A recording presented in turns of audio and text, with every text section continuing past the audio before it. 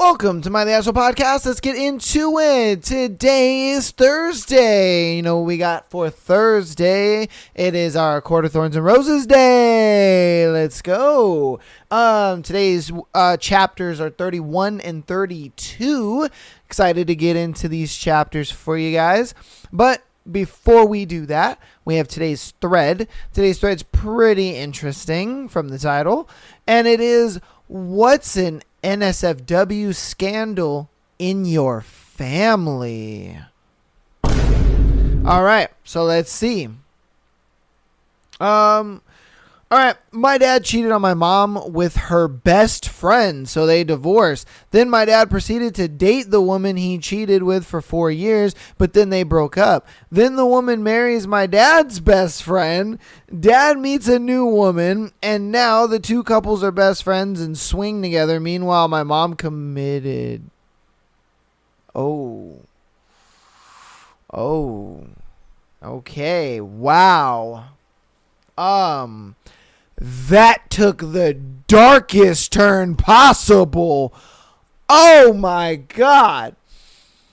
Like it was already weird that, like, you know, the dad slept with the mom's friend, and then the mom's friend then slept with the dad's friend, and then they all became friends, and then that ending of mom, you know, ending herself. Wow. Woo! Talk about a Jesus. Okay. All right. My aunt was a hoarder, and none of us had ever been in her house. We had suspected for years that she was a lesbian, but it was never confirmed. This was my grandfather's sister, so she was born around 1913. God damn, you old. They were also very Southern and very Baptist, not exactly a coming out friendly generation or environment. She was more than a little bit weird, but in a fun way. She was always hilarious to be around and would crack jokes and made other family members clutch their pearls when she always cracked jokes and made other family members clutch their pearls. She was a world traveler and with her friend, and never had kids. Her friend, who we also never met, was her sole beneficiary. Along with a cat rescue, it was always sad to see us that she never felt comfortable sharing her life with us. But I think that generation just never really felt comfortable. She died very unexpectedly after falling in the shower in the early 90s, and my mom and some of her cousins went to clean her home out. While they were there, they were going through pictures to figure out which ones of her siblings might want, and came across thousands of pictures of penises. Not real life ones, but zoomed in ones from statues, paintings, etc. From all around the world. My aunt had zoomed into just the penis on all the art. They could find no other pictures of the full piece of art. For instance, there was the David, but only his penis. No picture of the whole statue in its entirety that they could find. What the fuck? That is the weirdest thing ever. She was just like, yes, I want pictures of all the penises in the art world possible. Like, for what? Was it just like a sick kick? Was it just like it was a joking kind of thing between her and her friend? I wonder what would prompt that. You know what I mean? What would prompt you to want to take pictures of penises, but like art penis, you know? That's so weird. What the heck? Wow. Okay. I guess so. To each its own. All right. Oh my God. My grandfather was murdered decades ago. The cops knew who did it, but they could never find the guy. My mom is the youngest of 7, and she always closed. She was always close to her brother. She said she always felt safe around him.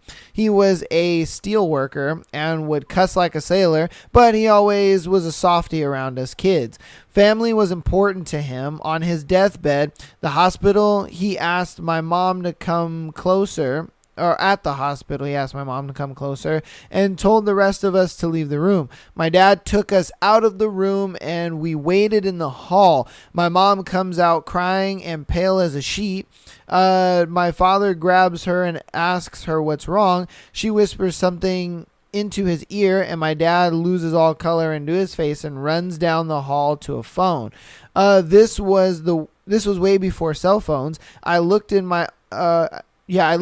at my uncle who was still alive. He just smiled at me and laid there. My uncle was 19 when my grandfather was murdered, and he knew the guy was that. Okay, he knew who the guy was that killed my grandfather. Jesus Christ.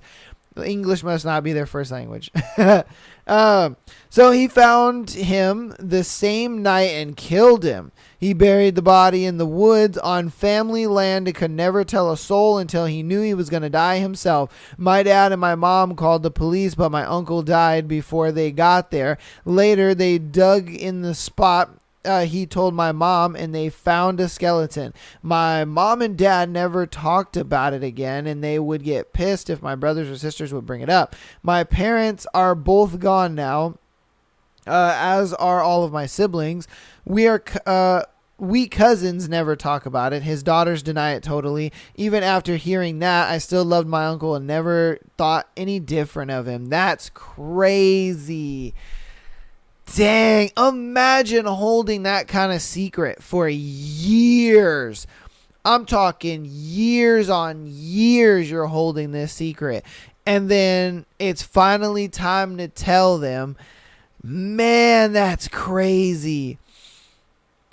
Shit, I mean, your uncle's a thug. I ain't gonna lie to you, man. And it's weird how they were like, oh, let's call the cops. Like, what? For what? The man's on his deathbed. You know what I mean? Like, who cares at this point? The cops would get there and just be like, so do you want us to like arrest him? Like, you know, like, what's the point in calling the cops at this point? Like my man's is about to die. Sure, he committed a murder, but I mean, at this point, who cares? You know, I don't know. I have no clue. That's crazy, though. The fact that he held that secret for that long, though. That's what's crazy to me. Damn. My hyper-religious, super conservative godfather, 75 male, is a doctor. He worked as a gyno in a public hospital geared towards those in need. He had a child out of wedlock with one of his patients. Oh, man. I mean, when you're looking at coochies all day, I'm sure one of them is going to look good enough for you to be like, damn, girl. So what can I do to get up in this? You know what I mean? Like, I'm just saying. The family found out when the child was already in her teens. My godmother was suspicious about a few monthly expenses that seemed to be increasing and decided to investigate. So wait a minute, my man was married. Whoa. So my man was married. He had a patient who was a side chick. Wow. And he had a baby with this said side chick. That's crazy. Okay. Oh, you're annoying. All right. Oh, goodness gracious. All right. He was paying a buttload of child support, like hush money. She was, of course, devastated. His son-in-law, 50 male, who saw him as the inspirational alpha father, leader, man of God figure, and always wanted to follow his lead, legitimately had a mental breakdown when everyone found out, and he ended up in a psych ward for 3 months. God damn, bro, it ain't that serious. I mean, look, I get that. You know, your dad might have not been what you wanted him to be, you know, or what he made himself out to be. But I mean, damn, you ain't got to go crazy over it. Like, shit, that's wild to me. You know, like, god damn. So, hey, just the fact that like he was married and it had this. Oh god. I mean, again, you're looking at coochies all day. I mean, there's bound to be one where you're gonna be like, "Yo, what it do?" You know what I mean? I'm just saying. All right, my great grandmother left my great grandmother left my great grandfather, and they had 2 kids because she didn't like being a mom. Whoa. While she was gone, she literally started working in a whorehouse. A little under 2 years after she left, she came back and dropped off a kid at my grandfather's to take care of. 6 years after that, she came back, took my great aunt and gave her to her biological father. I believe a year after that, she came back and decided she was ready to be a mom to my grandmother and great aunt. My great grandfather and her were together for the rest of their lives. He took care of her when she was deathly ill to the day she died over 40 years later. My second great aunt tracked down my great grandfather in her early 20s and sort of lived the rest of her life like she had 2 dads. Needless to say that family gatherings could be tense at times. That's wild how she was just like, she had 2 kids with this dude and was just like, nah, I don't want to be with you anymore. She went to a whorehouse and got fucked a bunch for money, had a baby, gave the baby to her ex dude, and was just like, oh yeah, I know you're taking care of these 2 kids, but can you take care of this kid? Then a year later, she's just like, you know what? I want to take my baby back and I'm going to give it to the dad. And then she flumps and does what she's going to do. And then she comes back and she's like, you know what? I want to be a mom. And like, let's be a family. And so then now they're all a family and everything is great. Like, what in the hell is going on here? Like, bruh, what? This is crazy to me. And this was back in the day. This wasn't no like, you know, this is like early, you know, 90s, early 2000s, 2010s type. Nah. This was like back a day. Probably at least in the 50s, the 60s, somewhere around there. But that's wild. That is wild. And the fact that like she came back and was like, oh yeah, I want to be a mom, so let's, you know, be a family of our 3 kids. And then he stayed with her the rest of his life. Like, that's wild. That is wild. I mean, you would never, and I mean ever, see something like that today. Man. Damn. All right. Well, that's interesting. Not a scandal by today's standards, but one uncle and aunt's marriage was what used to be called a lavender marriage. Okay. They were both gay and married for cover. Oh. I mean, well, technically, yeah, okay. I mean, the only way it would like be a scandal nowadays is if they're like highly religious. You know what I mean? They're looked at as like a, say it was like a preacher's daughter, or it was like the dude's a priest or something like that. You know what I mean? Like he's highly religious, and you know, and he has a wife just to kind of look good in front of all the people, and then they kind of realize, oh nigga, you're gay. Like, what the fuck? Yeah. They both came out when in their 50s, as times had changed, although they both still lived together as friends. Man, imagine getting fake married to somebody. You know what I mean? Like, you get fake married to somebody just because like she's lesbian and you're gay, and then like later on you're just like, oh shit, it's cool to be, you know, to be gay, and it's cool to be everything, and then they're just like, fuck it, let's just still live together. Like, okay, damn, like, you know what I mean? Like, you literally found a best friend that like covered you and everything, you know? Okay. I'm sure they at least smashed once. Yeah, I mean, I don't believe they didn't smash at least once. Like, come on now. All right. Not sure if it's really NSFW, but I had an uncle, let's call him Ralph. Now, Ralph was married to Alice. They were extremely toxic together. They got drunk and literally got into physical fights with each other. One day, Ralph posts on social media how sad he is that Alice finally left him. Yada, yada. No surprise there, and often other members of the family would say, oh yeah, we saw Aunt Alice at the Piggly Wiggly. All right, she's a teacher in another state now. So we all thought that's what happened because there were these constant sightings of Aunt Alice. Fast forward 7-ish years later, and Uncle Ralph is diagnosed with stage 3 lung cancer. He was a chronic smoker, so no surprise there. They did all they could to save him and finally told him they would be surprised if he survived another month or so. He called a family meeting for a final goodbye, and that's when he admits to everyone, and I mean the whole family was packed into this guy's hospital room, including a 13-year-old stormtrooper Bob. Okay. Anyway, he admits that 7-ish years ago, he murdered Aunt Alice. No way. Buried her body in the woods where he liked to hunt, and that was that.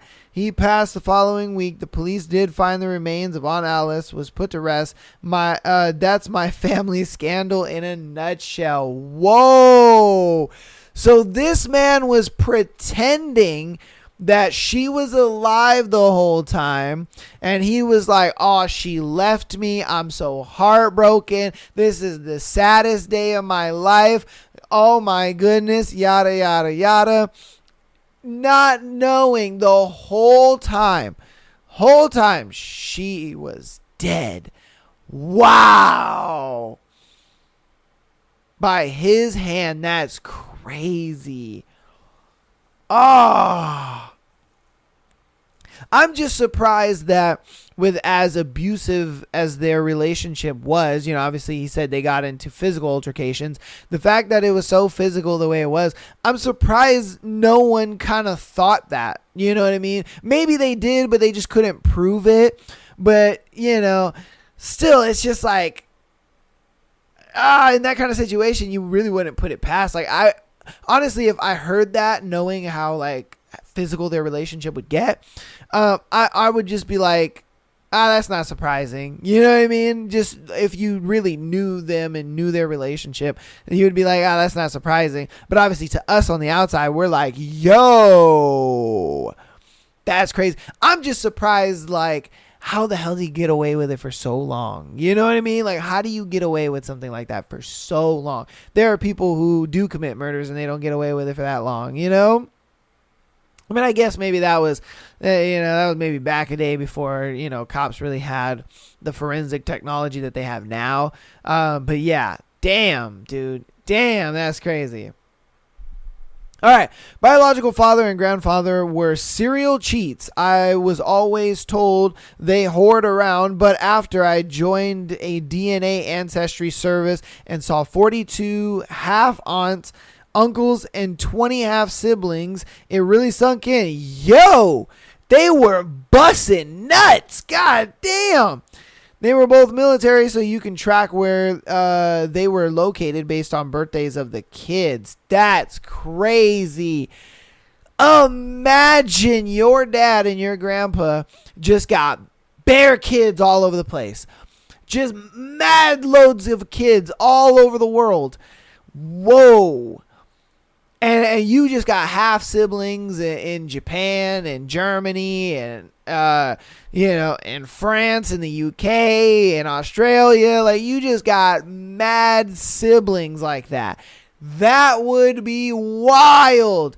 Oh, man, they just all look you up on Facebook or whatever, and they're just like, hey, I think we have the same dad. Like, what the fuck? That's crazy. That's crazy. Damn.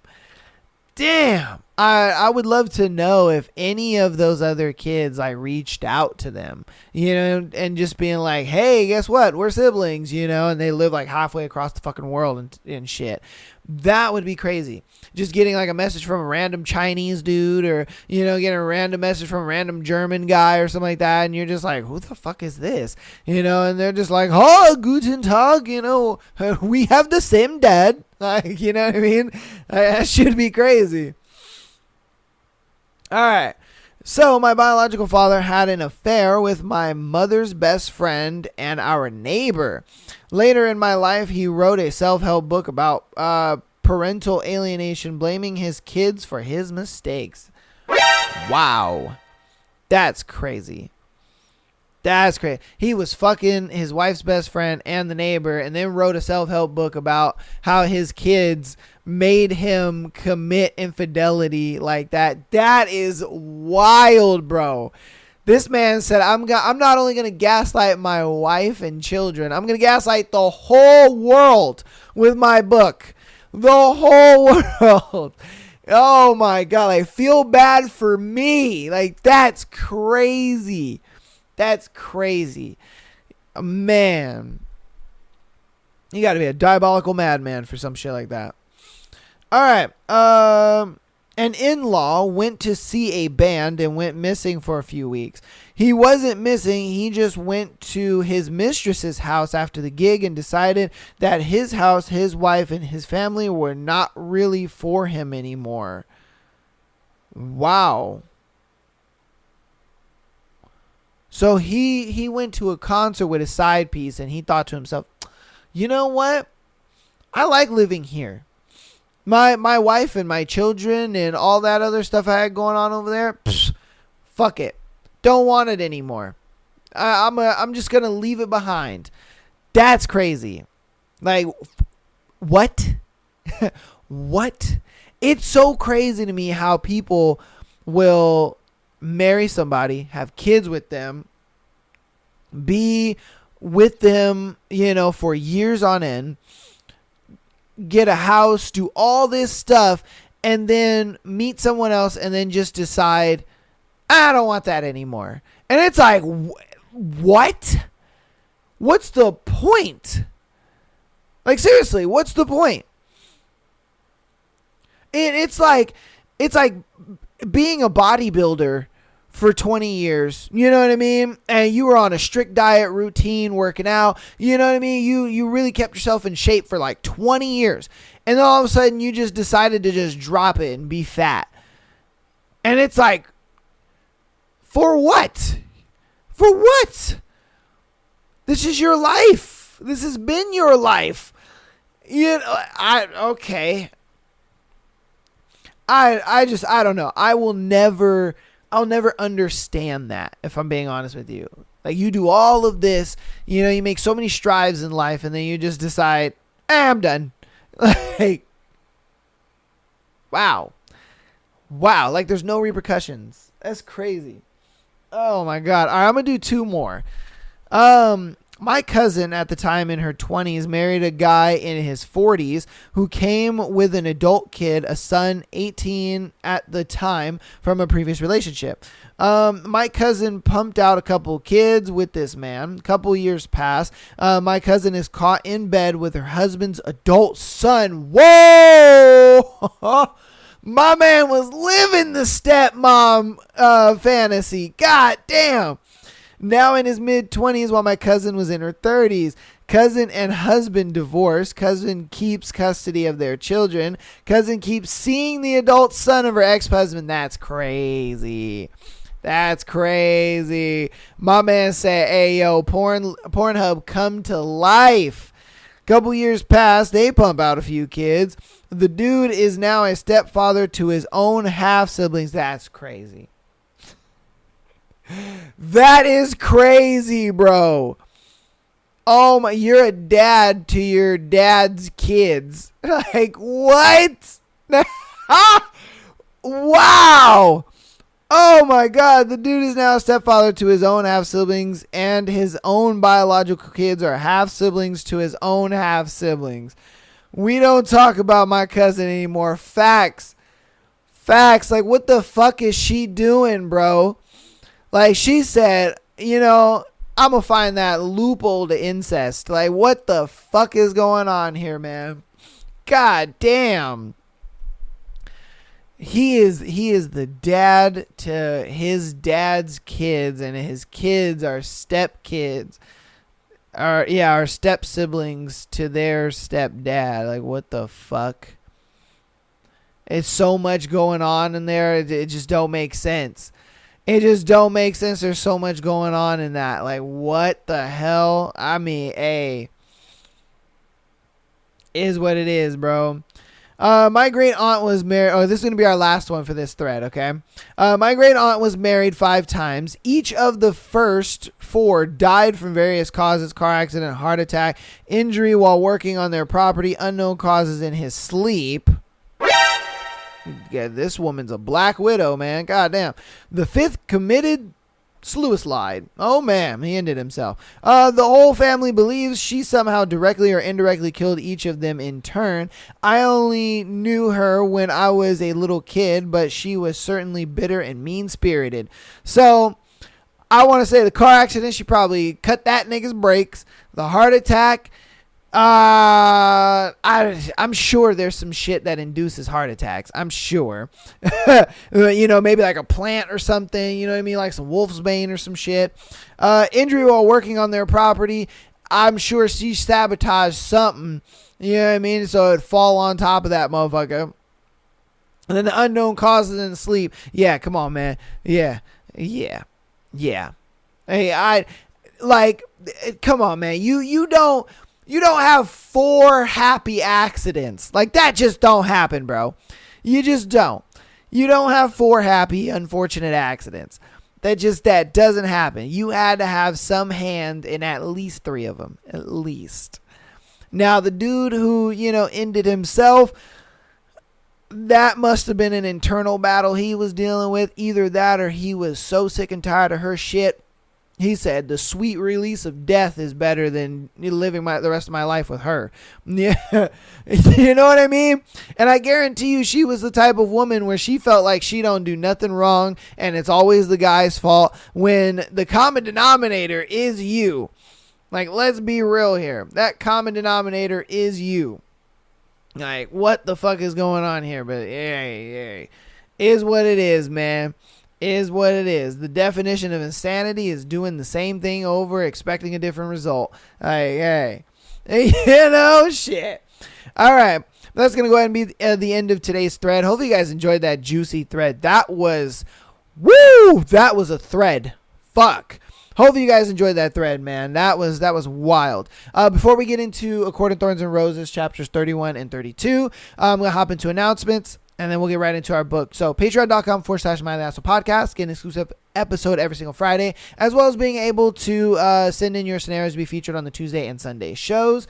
If you guys, are on the fence about the Patreon and whatnot, don't worry. I got you. There's a link down in the description to all the free Patreon episodes that we've done. You can go ahead and check out those and see if it's for you. And if it's for you, hop on in there and become a member.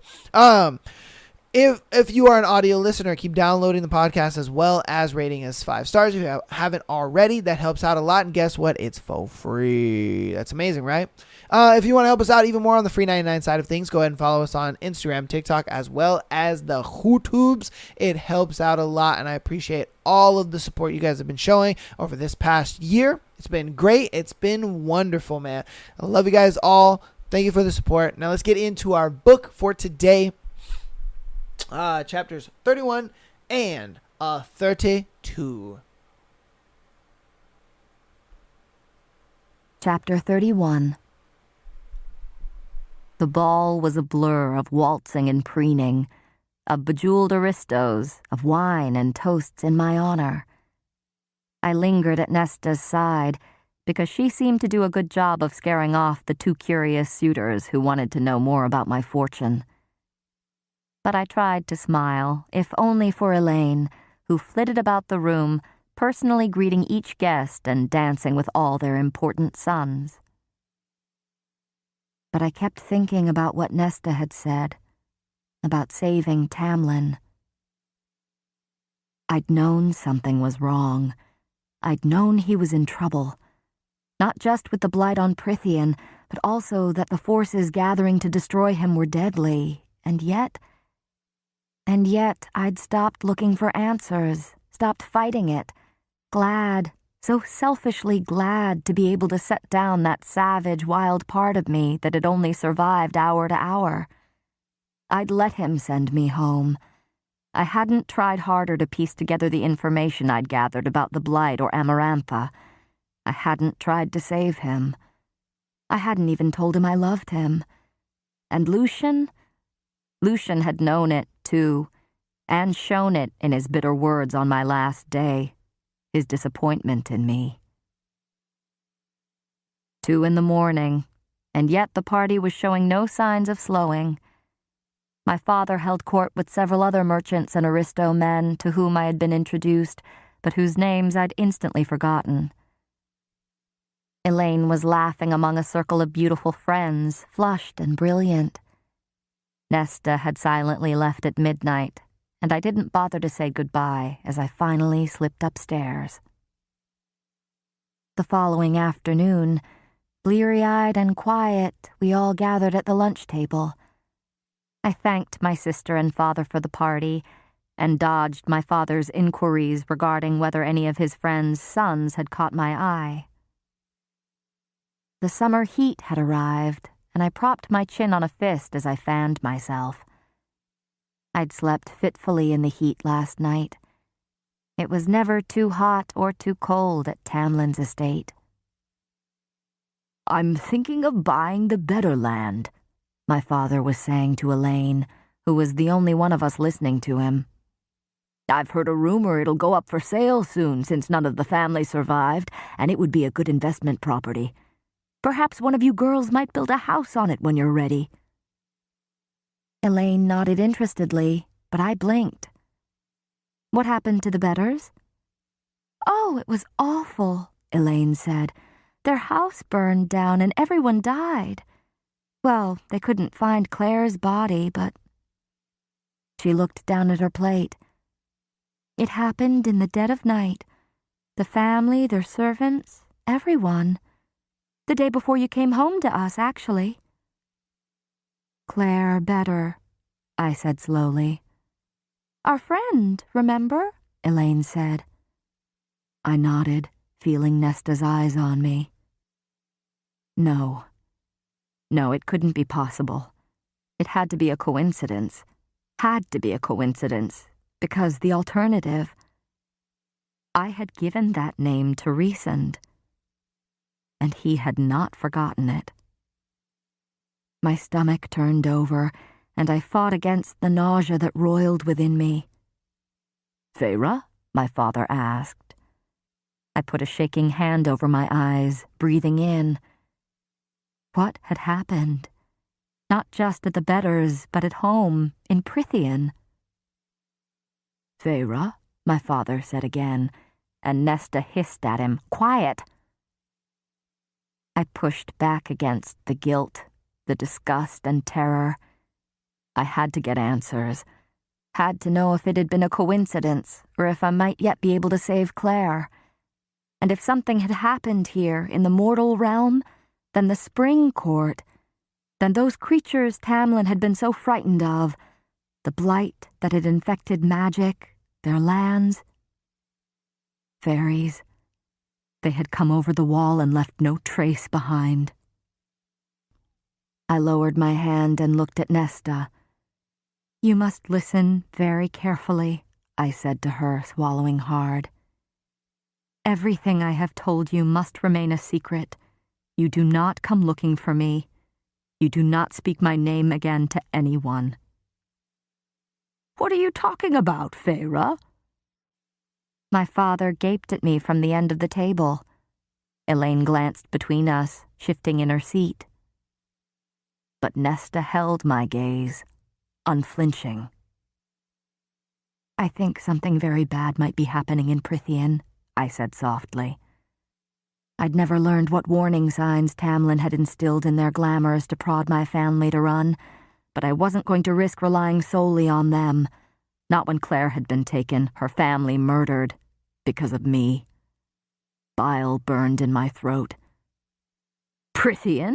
my father and Elaine blurted. But Nesta held up a hand to silence them. I went on. "If you won't leave, then hire guards. Hire scouts to watch the wall, the forest, the village too." I rose from my seat. "The first sign of danger, the first rumor you hear of the wall being breached or even something being strange, you get on a ship and go. You sail far away, as far south as you can get, to some place the fairies would never desire." My father and Elaine began blinking, as if clearing some fog from their minds, as if emerging from a deep sleep. But Nesta followed me into the hall, up the stairs. "The betters," she said.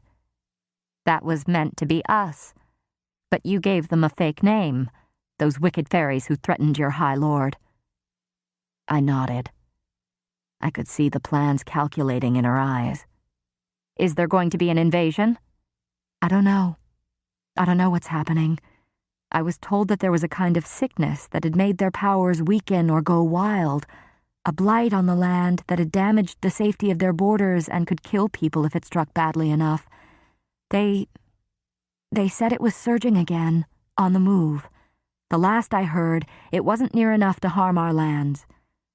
But if the spring court is about to fall, then the blight has to be getting close, and Tamlin was one of the last bastions keeping the other courts in check, the deadly courts, and I think he's in danger."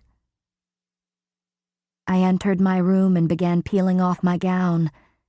My sister helped me, then opened the wardrobe and pulled out a heavy tunic and pants and boots. I slipped into them and was braiding back my hair when she said, "We don't need you here, Feyre. Do not look back." I tugged on my boots and went for the hunting knives I'd discreetly acquired while here. "Father once told you to never come back," Nesta said, "and I'm telling you now, we can take care of ourselves." Once I might have thought it was an insult, but now I understood what a gift she was offering me. I sheathed the knives at my side and slung a quiver of arrows across my back, none of them ash, before scooping up my bow. "They can lie," I said, giving her information I hoped she would never need. "Fairies can lie, and iron doesn't bother them one bit, but ash would? That seems to work. Take my money and buy a damned grove of it for Elaine to tend." Nesta shook her head, clutching her wrist, the bracelet of iron still there. "What do you think you can even do to help? He's a High Lord, you're just a human." That wasn't an insult either, a question from a coolly calculating mind. "I don't care," I admitted, at the door now which I flung open. "But I've got to try." Nesta remained in my room. She would not say goodbye. She hated farewells as much as I did. But I turned to my sister and said, "There is a better world, Nesta. There is a better world out there waiting for you to find it. And if I ever get the chance, if things are ever better, safer, I will find you again." It was all I could offer her. But Nesta squared her shoulders. "Don't bother. I don't think I'd be particularly fond of fairies." I raised a brow. She went on with a slight shrug. "Try to send word once it's safe. And if it ever is, Father and Elaine can have this place. I think I'd like to see what else is out there, what a woman might do with a fortune and a good name." No limits, I thought. There were no limits to what Nesta might do, what she might make of herself once she found a place to call her own. I prayed I would be lucky enough to someday see it. Elaine, to my surprise, had a horse, a satchel of food, and supplies ready when I hurried down the stairs. My father was nowhere in sight, but Elaine threw her arms around me and, holding tightly, said, I remember all of it now. I wrapped my arms around her. "Be on your guard, all of you." She nodded, tears in her eyes. "I would have liked to see the continent with you, Feyre." I smiled at my sister, memorizing her lovely face, and wiped her tears away. "Maybe someday," I said. Another promise that I'd be lucky to keep. Elaine was still crying as I spurred my horse and galloped down the drive. I didn't have it in me to say goodbye to my father once more. I rode all day, and stopped only when it was too dark for me to see. Due north, that's where I would start and go until I hit the wall. I had to get back, had to see what had happened, had to tell Tamlin everything that was in my heart before it was too late. I rode all of the second day, slept fitfully, and was off before first light. On and on, through the summer forest, lush and dense and humming, until an absolute silence fell. I slowed my horse to a careful walk and scanned the brush and trees ahead for any sign, any ripple. There was nothing. Nothing, and then my horse bucked and shook her head, and it was all I could do to stay in the saddle as she refused to go forward. But still there was nothing. No marker.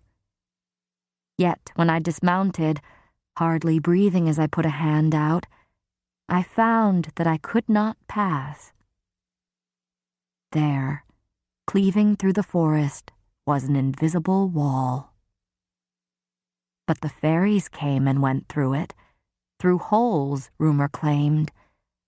So I led my horse down the line, tapping the wall every so often to make sure I hadn't veered away.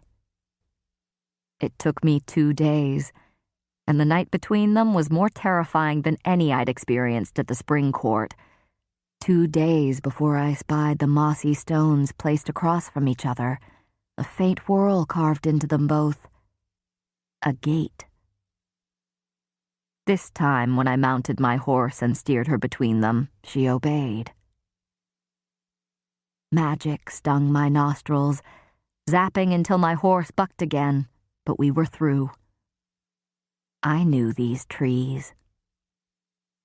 I rode in silence, an arrow nocked and ready, the threats lurking in the forest far greater than those in the woods I'd just left. Tamlin might be furious. He might command me to turn around and go home. But I would tell him that I was going to help. Tell him that I loved him and would fight for him however I could, even if I had to tie him down to make him listen. I became so intent on contemplating how I might convince him not to start roaring that I didn't immediately notice the quiet. How the birds didn't sing, even as I drew closer to the manor itself. How the hedges of the estate looked in need of a trim. By the time I reached the gates, my mouth had gone dry. The gates were open, but the iron had been bent out of shape, as if mighty hands had wrenched them apart. Every step of the horse's hooves was too loud on the gravel path, and my stomach dropped further when I beheld the wide-open front doors. One of them hung at an angle, ripped off its top hinge. I dismounted, arrow still at the ready. But there was no need. Empty. It was utterly empty here. Like a tomb. "Tam?" I called. I bounded up the front steps and into the house. I rushed inside, swearing as I slid on a piece of broken porcelain, the remnants of a vase. Slowly, I turned in the front hall. It looked as if an army had marched through. Tapestries hung in shreds, the marble banister was fractured, and the chandeliers lay broken on the ground, reduced to mounds of shattered crystal. "Tamlin?" I shouted. Nothing. The windows had all been blown out. "Lucian!" No one answered. "Tam!" My voice echoed through the house, mocking me. Alone in the wreckage of the manor, I sank to my knees. He was gone. Chapter 32. I gave myself a minute, just 1 minute, to kneel in the remnants of the entry hall. Then I eased to my feet, careful not to disturb any of the shattered glass or wood, or blood. There were splatters of it everywhere, along with small puddles and smears down the gouged walls.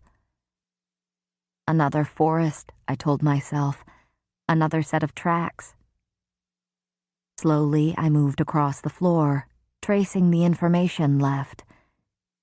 It had been a vicious fight, and from the blood patterns, most of the damage to the house had been done during the fight, not afterward.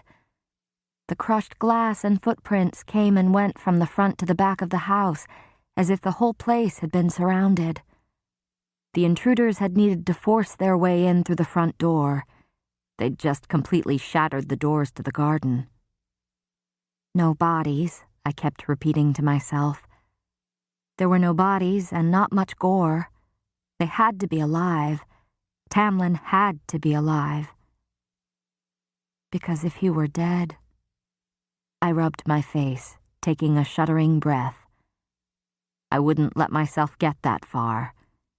My hands shook as I paused before the dining room doors, both barely hanging on their hinges. I couldn't tell if the damage was from his lashing out after Reeson's arrival the day before my departure, or if someone else had caused it. The giant table was in pieces, the windows smashed, the curtains in shreds. But no blood.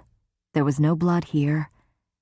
And from the prints in the shards of glass, I studied the trail across the floor.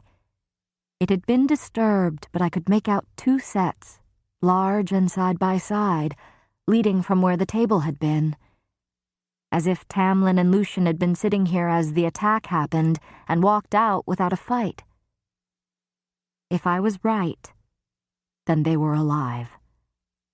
I traced the steps to the doorway, squatting for a moment to work through the churned-up shards, dirt, and blood.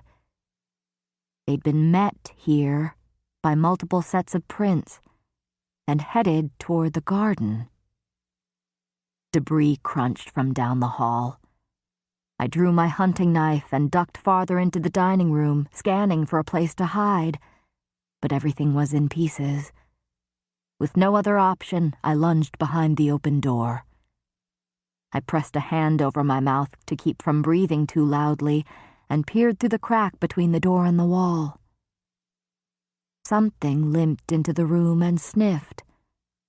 I could see only its back, cloaked in a plain cape, medium height. All it had to do to find me was shut the door. Perhaps if it came far enough into the dining room I could slip out, but that would require leaving my hiding spot. Perhaps it would just look around and then leave. The figure sniffed again, and my stomach clenched. It could smell me. I dared a better glance at it, hoping to find a weakness, a spot for my knife, if things came down to it. The figure turned slightly toward me. I cried out, and the figure screeched as I shoved away the door. "Alice!" She gaped at me, a hand on her heart, her usual brown dress torn and dirty, her apron gone entirely. Not bloodied, though. Nothing save for the slight limp that favored her right ankle as she rushed for me, her tree bark skin bleaching birch white. "You can't be here." She took in my knife, the bow and quiver. "You were told to stay away." "Is he alive?" "Yes, but..." My knees buckled at the onslaught of relief. "And Lucian?" "Alive as well. But tell me what happened. Tell me everything." I kept an eye on the window, listening to the manor and grounds around us. Not a sound. Alice grasped my arm and pulled me from the room.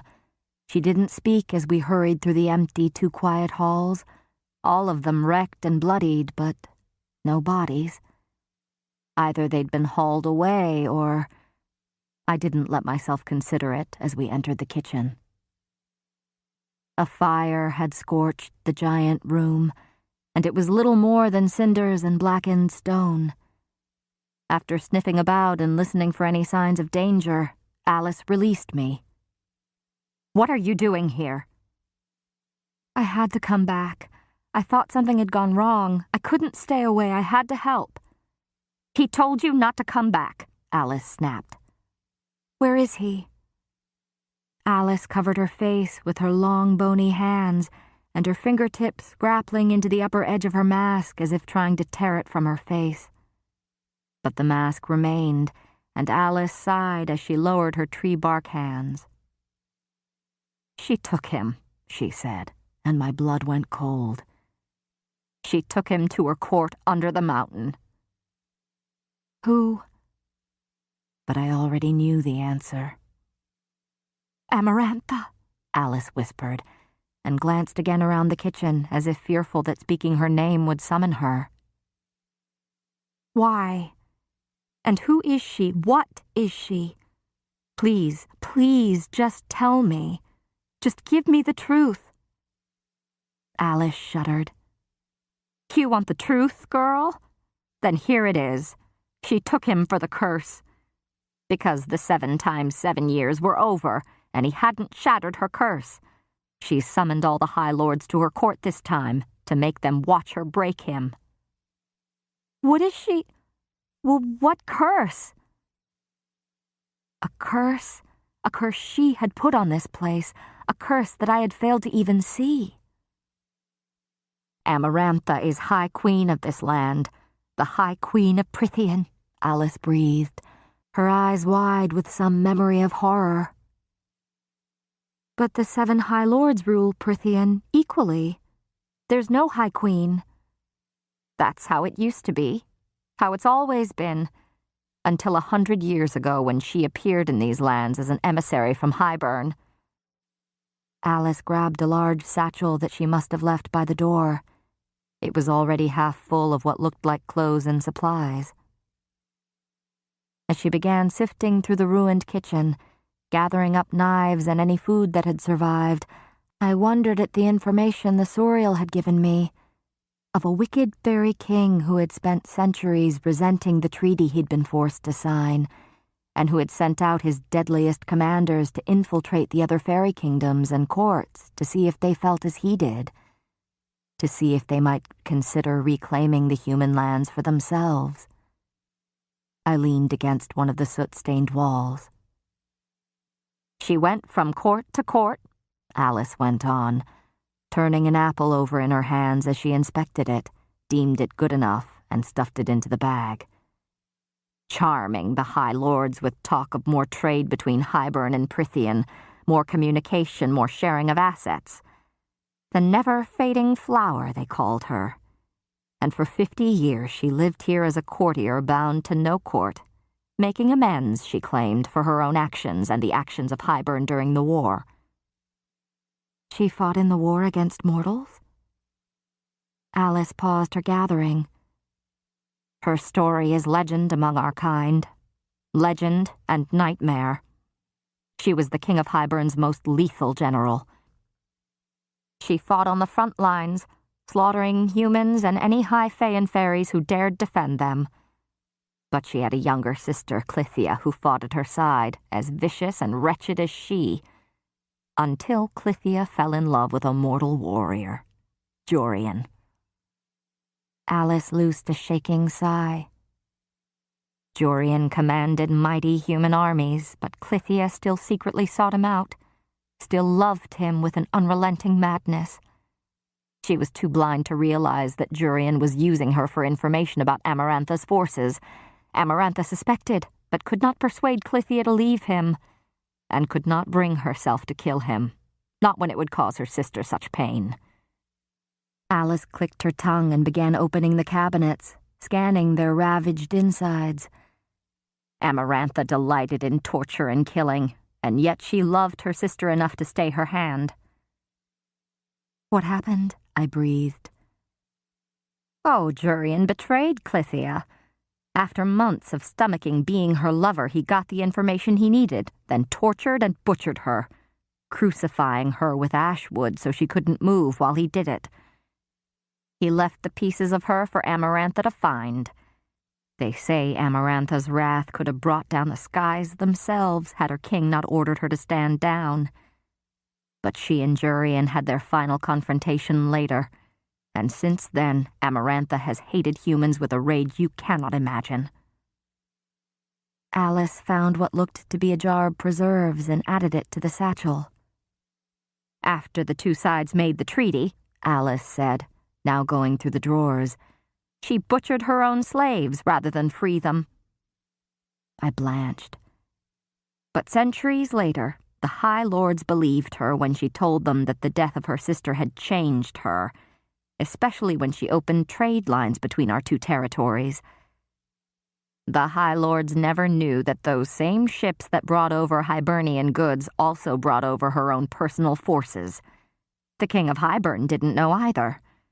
But we all soon learned that, in those 50 years she was here, she had decided she wanted Prythian for her own, to begin amassing power and using our lands as a launching point to one day destroy your world once and for all, with or without her king's blessing. So 49 years ago, she struck. She knew that even with her personal army she could never conquer the 7 High Lords by numbers or power alone. But she was also cunning and cruel, and she waited until they absolutely trusted her, until they gathered at a ball in her honor, and that night she slipped a potion stolen from the King of Hybern's unholy spell book into their wine. Once they drank, the High Lords were prone, their magic laid bare, and she stole their powers from where they originated inside their bodies, plucked them out as if she were taking an apple from its branch, leaving them with only the basest elements of their magic. Your Tamlin, what you saw of him here was a shade of what he used to be, the power that he used to command. And with the High Lord's power so greatly decreased, Amarantha wrested control of Prythian from them in a matter of days. For 49 years we have been her slaves. For 49 years she has been biding her time, waiting for the right moment to break the treaty and take your lands, and all human territories beyond it. I wished there were a stool, a bench, a chair for me to slump into. Alice slammed shut the final drawer and limped for the pantry. Now they call her the Deceiver, she who trapped the 7 High Lords and built her palace beneath the sacred mountain in the heart of our land. Alice paused before the pantry door and covered her face again, taking a few steadying breaths. The sacred mountain, that bald, monstrous peak I'd spotted in the mural in the library all those months ago. But the sickness in the lands, Tamlin said that the blight took their power. She is the sickness in these lands, Alice snapped, lowering her hands and entering the pantry. There is no blight but her. The borders were collapsing because she laid them to rubble. She found it amusing to send her creatures to attack our lands, to test whatever strength Tamlin had left. If the blight was Amarantha, then the threat to the human realm. She was the threat to the human realm. Alice emerged from the pantry, her arms full of various root vegetables. You could have been the one to stop her. Her eyes were hard upon me, and she bared her teeth. They were alarmingly sharp. She shoved the turnips and beets into the bag. You could have been the one to free him and his power, had you not been so blind to your own heart. Humans, she spat. I lifted my hands, exposing my palms to her. I didn't know. You couldn't know, Alice said bitterly, her laugh harsh as she entered the pantry again. It was part of Tamlin's curse. My head swam, and I pressed myself further against the wall. What was? I fought the rising hitch in my voice. What was his curse? What did she do to him? Alice yanked remaining spice jars off the pantry shelf. Tamlin and Amarantha knew each other before. His family had long been tied to Highburn. During the war, the Spring Court allied with Highburn to keep the humans enslaved. So his father, who was a fickle and vicious lord, was very close to the King of Highburn, to Amarantha. Tamlin as a child often accompanied him on trips to Highburn, and he met Amarantha in the process. Tamlin had once said to me that he would fight to protect someone's freedom, that he would never allow slavery. Had it been solely because of shame for his own legacy, or because he'd come to somehow know what it was to be enslaved? Amarantha eventually grew to desire Tamlin, to lust for him with her entire wicked heart. But he'd heard stories from others about the war and knew what Amarantha and his father and the Highburn King had done to fairies and humans alike. What she did to Jurian as punishment for her sister's death. He was wary of her when she came here, despite her attempts to lure him into her bed, and kept his distance right until she stole his powers. Lucian was sent to her as Tamlin's emissary to try to treat for peace between them. Bile rose in my throat. She refused, and Lucian told her to go back to the shithole she'd crawled out of.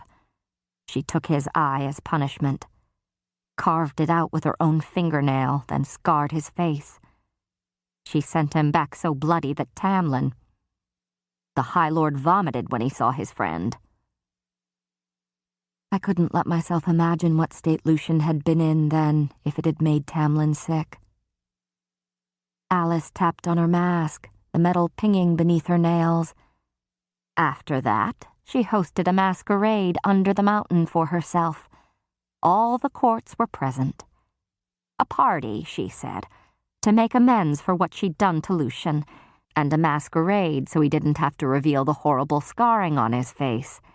The entire Spring Court was to attend, even the servants, and to wear masks. To honor Tamlin's shape-shifting powers, she said. He was willing to try to end the conflict without slaughter, and he agreed to go, to bring all of us. I pressed my hands against the stone wall behind me, savoring its coolness, its steadiness. Pausing in the center of the kitchen, Alice set down her satchel, now full of food and supplies. When all were assembled, she claimed that peace could be had if Tamlin joined her as her lover and consort. But when she tried to touch him, he refused to let her near, not after what she'd done to Lucian. He said, in front of everyone that night, that he would sooner take a human to his bed, sooner marry a human than ever touch her. She might have let it go had he not then said that her own sister had preferred a human's company to hers, that her own sister had chosen Jurian over her. I winced, already knowing what Alice would say as she braced her hands on her hips and went on. You can guess how well that went over with Amarantha. But she told Tamlin that she was in a generous mood, told him she'd give him a chance to break the spell she'd put upon him to steal his power. He spat in her face and she laughed. She said he had 7 times 7 years before she claimed him, before he had to join her under the mountain. If he wanted to break her curse, he need only find a human girl willing to marry him. But not any girl, a human with ice in her heart, with hatred for our kind. A human girl willing to kill a fairy. The ground rocked beneath me, and I was grateful for the wall I leaned against. Worse, the fairy she killed had to be one of his men, sent across the wall by him like lambs to slaughter. The girl could only be brought here to be courted if she killed one of his men in an unprovoked attack. Killed him for hatred alone, just as Jurian had done to Clythia, so he could understand her sister's pain. The treaty? That was a lie. There was no provision for that in the treaty. You can kill as many innocent fairies as you want and never suffer the consequences. You just killed Andrus, sent out by Tamlin as that day's sacrifice. Andrus was looking for a cure, Tamlin had said. Not for some magical blight, but a cure to save Prythian from Amarantha, a cure for this curse. The wolf, Andrus, had just stared at me before I killed him. Let me kill him, so it could begin this chain of events, so that Tamlin might stand a chance of breaking the spell. And if Tamlin had sent Andrus across the wall, knowing he might very well die... Oh, Tamlin. Alice stooped to gather up a butter knife, twisted and bent, and carefully straightened out the blade. It was all a cruel joke, a clever punishment to Amarantha. You humans loathe and fear fairies so much it would be impossible for the same girl who slaughtered a fairy in cold blood to then fall in love with one. But the spell on Tamlin could only be broken if she did just that before the 49 years were over. If that girl said to his face that she loved him and meant it with her entire heart. Amarantha knows humans are preoccupied with beauty, and thus bound the masks to all our faces, to his face, so it would be more difficult to find a girl willing to look beyond the mask, beyond his fairy nature and to the soul beneath. Then she bound us so we couldn't say a word about the curse, not a single word. We could hardly tell you a thing about our world, about our fate. He couldn't tell you. None of us properly could. The lies about the blight. That was the best he could do, the best we could all do.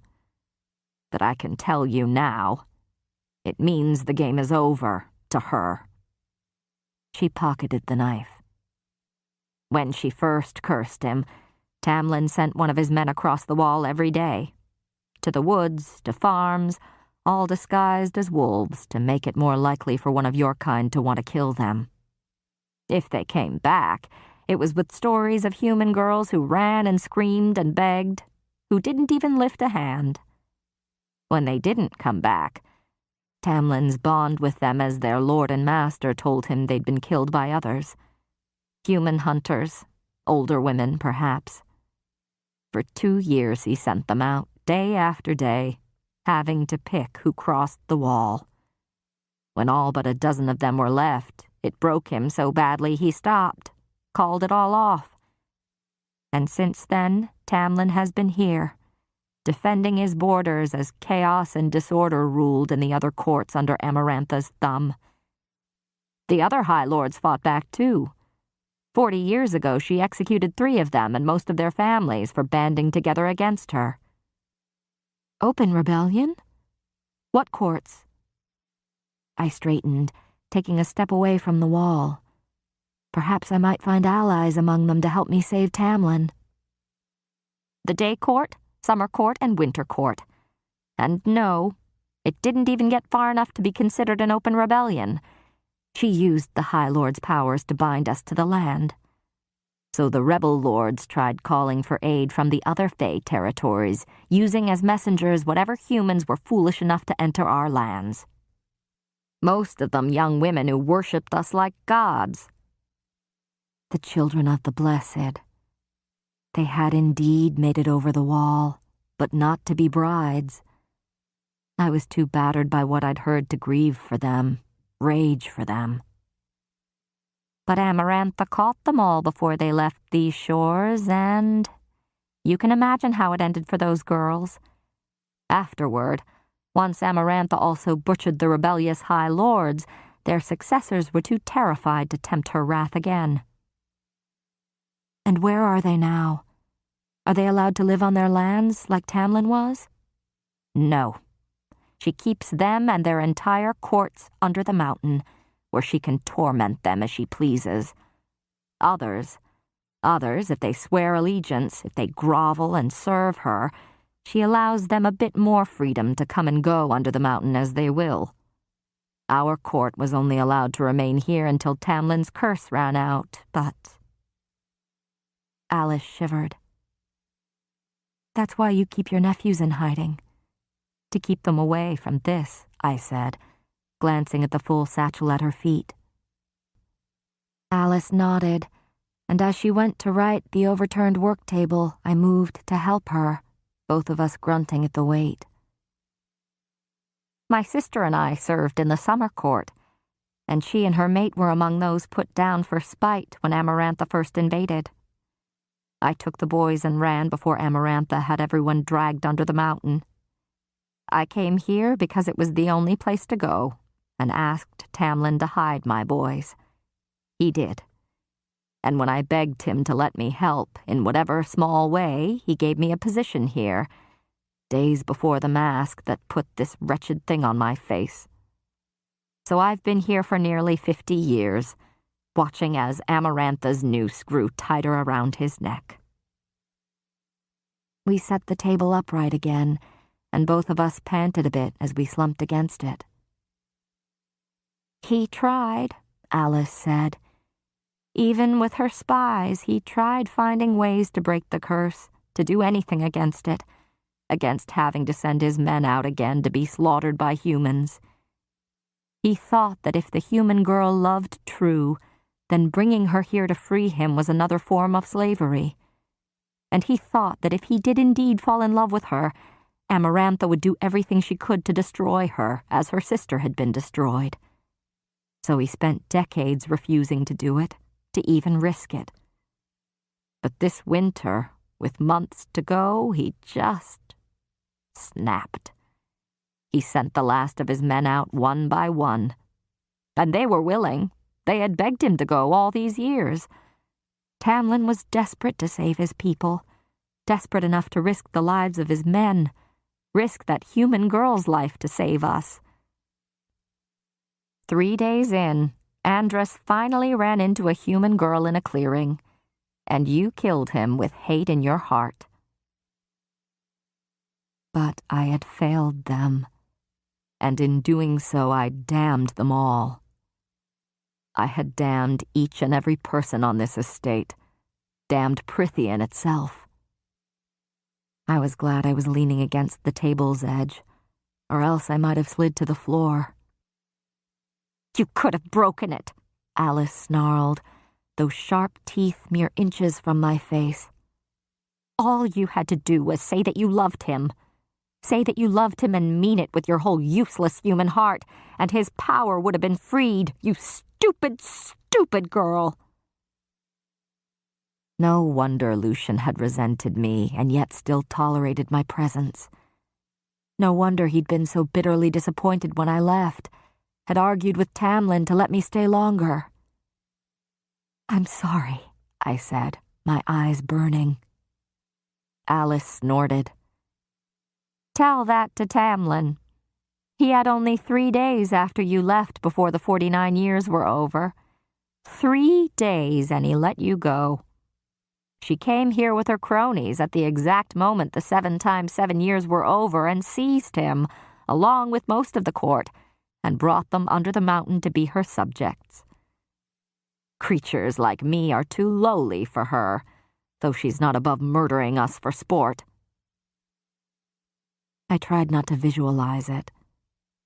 But what of the King of Highburn? If she's conquered Prithian for herself and stolen his spells, then does he see her as an insubordinate or as an ally?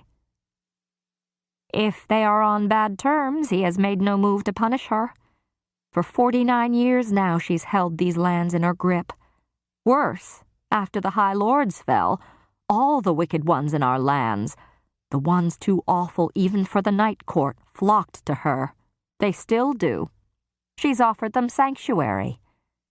But we know she's building her army, biding her time before launching an attack on your world, armed with the most lethal and vicious fairies in Prithian and Highburn. Like the Adder, I said, horror and dread twisting in my gut, and Alice nodded. In the human territory, I said, rumor claims more and more fairies have been sneaking over the wall to attack humans. And if no fairies can cross the wall without her permission, then that has to mean she's been sanctioning those attacks. And if I was right about what had happened to Claire Better and her family, then Amarantha had given the order for that, too. Alice wiped some dirt I couldn't see from the table we leaned against. I would not be surprised if she has sent her minions into the human realm to investigate your strengths and weaknesses in anticipation of the destruction she one day hopes to cause. This was worse. So much worse than I had thought when I warned Nesta and my family to stay on alert and leave at the slightest sign of trouble. I felt sick to think of what kind of company Tamlin was keeping. Sick at the thought of him being so desperate, so stricken by guilt and grief over having to sacrifice his sentries and never being able to tell me. And he'd let me go. Let all their sacrifices, let Andrus's sacrifice, be in vain. He'd known that if I remained, I would be at risk of Amarantha's wrath, even if I freed him. I can't protect myself against them, against what's happening in Prythian. Even if we stood against the blight, they would hunt you down. She would find a way to kill you. I remembered that pathetic effort to flatter me upon my arrival, and then he'd given up on it, on any attempt to win me when I'd seemed so desperate to get away, to never talk to him. But he'd fallen in love with me despite all that, known I'd loved him, and let me go with days to spare. He had put me before his entire court, before all of Prythian. If Tamlin were freed, if he had his full powers, I said, staring at a blackened bit of wall, would he be able to destroy Amarantha? I don't know. She tricked the High Lords through cunning, not force. Magic's a specific kind of thing. It likes rules, and she manipulated them too well. She keeps their powers locked up inside herself, as if she can't use them, or can access very little of them at least. She has her own deadly powers, yes. So if it came down to a fight... But is he stronger? I started wringing my hands. He's a High Lord, Alice replied, as if that were answer enough. But none of that matters now. He's to be her slave, and we're all to wear these masks until he agrees to become her lover. Even then, he'll never regain his full powers, and she'll never let those under the mountain go. I pushed off the table and squared my shoulders. How do I get under the mountain? She clicked her tongue. You can't go under the mountain. No human who goes in ever comes out. I squeezed my fists so hard that my nails bit into my flesh. How do I get there? It's suicide. She'll kill you, even if you get close enough to see her. Amarantha had tricked him. She had hurt him so badly, hurt them all so badly. You're a human, Alice went on, standing as well. Your flesh is paper thin. Amarantha must also have taken Lucian. She had carved out Lucian's eye and scarred him like that. Did his mother grieve for him? You were too blind to see Tamlin's curse, Alice continued. How do you expect to face Amarantha? You'll make things worse. Amarantha had taken everything I wanted, everything I finally dared desire. Show me the way, I said, my voice trembling, but not with tears. No. Alice slung her satchel over a shoulder. Go home. I'll take you as far as the wall. There's naught to be done now. Tamlin will remain her slave forever, and Prythian will stay under her rule. That's what fate dealt. That was what the eddies of the cauldron decided. I don't believe in fate, nor do I believe in some ridiculous cauldron. She shook her head again, her wild brown hair like glistening mud in the dim light.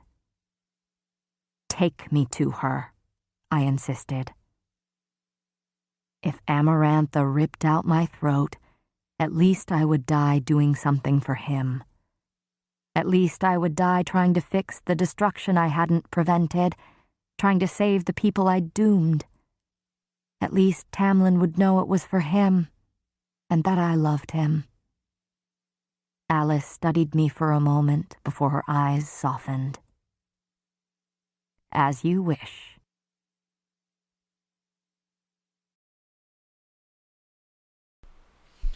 All right. Man. That has been chapters 31 and 32. Hopefully you guys enjoyed that in today's episode as well. Oh, man. That Amaranthia girl, she is something else. And Feyre ain't having it. Feyre like, you stole my man, bitch. Oh, I'm excited to see what happens next. It seems like we're about to have a showdown, a little bit of a cat fight, you know what I mean, over our boy Tamlin. So we're going to see what happens next week. Again, hope you guys enjoyed today's episode. Again, get on the Patreon, download as well as rate 5 stars. Follow us on Instagram, TikTok, as well as YouTube. Appreciate you all. I'll see you on Patreon, people. I'll see you tomorrow. Everybody else, I'll see you on Sunday. So, love you guys all, and peace.